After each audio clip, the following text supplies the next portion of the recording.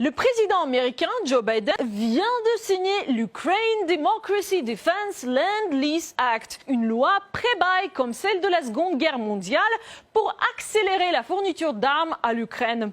Cette nouvelle loi permet au président américain d'envoyer une aide militaire à l'Ukraine en évitant des obstacles bureaucratiques. Qu'est-ce qu'ils sont généreux, ces Américains, à vouloir aider Kiev d'une façon si altruiste? Ou peut-être pas si altruiste. Juste pour clarifier, les livraisons dans le cadre du Land-Lease ne sont pas un cadeau. Le gouvernement ukrainien devra payer pour tout ce qu'il aura reçu.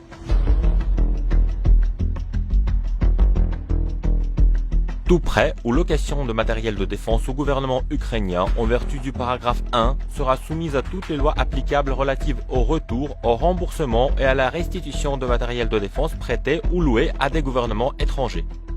Qu'est-ce que ça rapporte aux États-Unis à part faire les titres des journaux présentés en bon samaritain? Ça fournit du travail à l'industrie américaine, même au-delà du complexe militaro-industriel. Dans le cadre du Land-Lease, on fournit aussi de la nourriture, des vêtements, des voitures. Pour ce qui est du montant de l'aide, on peut citer l'exemple de l'Union soviétique qui a profité du Land-Lease pendant la Seconde Guerre mondiale. Et quand la Russie a-t-elle terminé de payer sa dette aux États-Unis? Plus de 60 ans après la fin de la guerre, en 2006, ce qui était avant le terme prévu en 2030. D'ailleurs, les montants alloués à l'Ukraine ne sont pas négligés. Depuis le début du conflit en février, Kiev a déjà reçu 12 milliards de dollars de la part des pays occidentaux, à en croire le Premier ministre ukrainien Denis Shmyhal. Joe Biden a demandé au Congrès 33 milliards de dollars de plus et l'Union européenne s'apprête à en débourser 15. La Commission européenne envisage une nouvelle émission conjointe de titres de créances pour couvrir les besoins ukrainiens de financement à court terme, estimés à 15 milliards d'euros au cours des 3 mois à venir. On rapportait à Politico 3 diplomates informés de la discussion. En attendant, l'Ukraine, dont la dette extérieure s'élève à quelques 60 milliards de dollars, a une solution sous la main.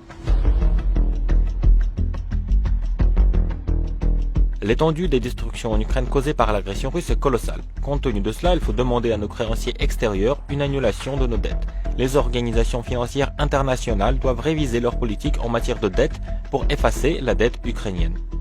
Petite anecdote historique, quand on discutait du degré d'implication des États-Unis dans la Seconde Guerre mondiale, un sénateur démocrate devenu ensuite président a dit ça.